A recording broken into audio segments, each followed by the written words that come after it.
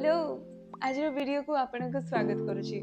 आज वीडियो रे आमे कथा हबा एज अ बिगिनर को प्लांट को आमे घर को आनी परिबा एंड हमर प्लांट पेरेंटिंग रो जर्नी स्टार्ट करि परिबा। तो जते बेले मु बिगिनर थिली सेते बेले मु फर्स्ट जो प्लांट आनी थिली से होछि पोथोस। मोस्टली याको मनी प्लांट को है जाय। डिफरेंट प्लांट्स को मनी प्लांट रो ना दिया जाय छी, बट याको मु एंड मो सराउंडिंग रे बहुत जण मनी प्लांट को। सो ए प्लांट को आपण खरारे रखंतु, छाईरे रखंतु, बहुत बेसी फरक पड़ेनी। ये इजीली निज को फिट इन करे निए सब एनवायरनमेंट रे। बट अगेन पानी रो कथा जते बेले आसे सेते बेले टिके जदी ओवर वाटरिंग ही जाउची, बट जदी आपण भूली जाउछंती पानी दबा को ताले या को बहुत बेसी फरक पड़ेबानी। जदी माटी रो ऊपर भाग सुखिनी आ आपण पानी देई चलचंती ताहले सड़ीबार चांस अछि, जोटा आपण करिवेनी बोली मु भाबुची। आ जदि आपण 8 दिन 10 दिन पानी दबा को भूली जाइछंती, इवन 15 दिन भी देई नांती, सेते बेले पर्यंत भी ये सस्टेन करि जाय परिबो। आ 15 दिन बेले को तो आपण नोटिस करि देथिबे मु भाबुची। सो ए plant easy to grow, easy to maintain, आकु आपण आराम से घर को आनी परिबे एज अ बिगिनर। नेक्स्ट जो प्लांट विषय मु आपण को कहबी से होची स्नेक प्लांट। ए प्लांट रो मते कॉन्फिडेंस मिलिथिला, सेति पई ये मोर फेवरेट लिस्ट रे सब बेले रहिबो। सो बहुत गुडाए प्लांट मु जते बेले नुआ नुआ आनुथली बहुत नष्ट भी मु करिछि, बट स्नेक एमती गोटे प्लांट थिला जहा को मु मल्टीप्लाई करके गिफ्ट भी करि सारछि, सेलिंग भी सरी जाइछि एंड आगो को मोर स्नेक रो गार्डन बढ़ी चलिछि।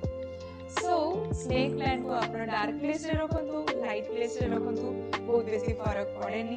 बट ओवर वाटरिंग जमारो भी करिवेनी, जोटा करिवेनी बोली मु भाबुछि एज अ बिगिनर। कहीं ना ओवर वाटरिंग सब बेले स्नेक प्लांट को नष्ट कर दे थाए।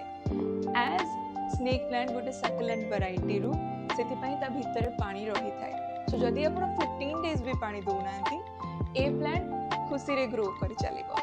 सो आपण आराम से ए प्लांट को आनी के घरे रखि परिबे।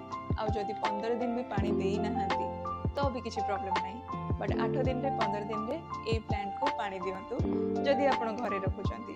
बाहर रखिले ऑफ कोर्स 4-5 दिन रे थरे माने गछ मूल रो पानी सरी जिबा परे आपण आराम से पानी दे पारिबे। सॉइल मीडियम जदी स्नेक प्लांट रो हमें कहबा ताहले को भी सॉइल रे आपण आकु लगांतु, ये इजीली ग्रो करे। आपण रेगुलर माटी नै नियंतु, नहले बाली नै नियंतु, नहले आपण कोकोपीट रे भी लगाउचंती, आर रूट्स खूब सुंदर भाबरे ग्रो करिवो। ये थिला स्नेक प्लांट विषय रे। थर्ड जो प्लांट विषय रे मु आपण को कहबे से होची अगेन आउ गोटे फेवरेट मोरो जीजी प्लांट। ये गोटे ब्लैक वैरायटी रो, ग्रीन वैरायटी रो तो आपण सब बेले देखु थांती, सेत पई मु आपण को आज ब्लैक वैरायटी रो देखेली। बट जीजी प्लांट एमती गोटे प्लांट जाको आपण एक्चुअली घरे रखि परिबे। ये खरा रे मोस्टली सस्टेन करि पारेनी, टिके एक्सपेंसिव रही थाए, किंतु आको आपण इजीली मेंटेन करि परिबे। काहेकि ना ये अगेन गोटे सक्युलेंट वैरायटी रो प्लांट। सो आपण आको 10 दिन रे 15 दिन रे थरे पानी दियंतु, ये आराम से रही पारिबो। सॉइल मीडियम मोस्टली समस्ते कहती जे वेल ड्रेनिंग सॉइल रहिले भलो। हाँ वेल ड्रेनिंग सॉइल रहिले भलो, बट जदी रेगुलर सॉइल भी दोउचंती बहुत बेसी किछि फरक पड़िबनी। बट यस सबुठारु इंपोर्टेंट फैक्टर या पई आको ओवर वाटर करिबेनी, नले रूट रॉट हे जिवो आउ आपणकर एते एक्सपेंसिव प्लांट नष्ट हो जिवो जोटा आपण पसंद करिबेनी। सो एज अ बिगिनर ए तीनटा प्लांट आपण घरे आनी की रखि पारिबे आउ प्लांट पेरेंटिंग रो जर्नी आरंभ करि पारिबे। सो आज रो वीडियो जदि आपन को भल लागिछि ताहले आपण मते कमेंट सेक्शन रे जणातो। जदि आपनकर किछि सजेशन रहिछि ताहले भी मते कहि पारिबे, ताकू नै मो वीडियो निश्चित बनैबी एंड लाइक शेयर निश्चित करंतु। Thank you so much for watching.